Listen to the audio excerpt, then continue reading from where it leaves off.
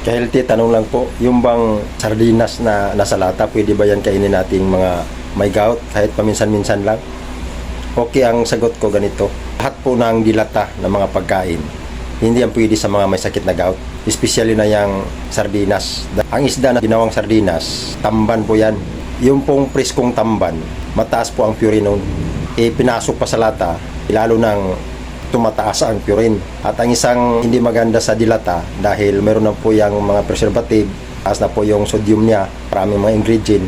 At ang isang hindi maganda doon, dahil doon sa lalagyan niya na lata.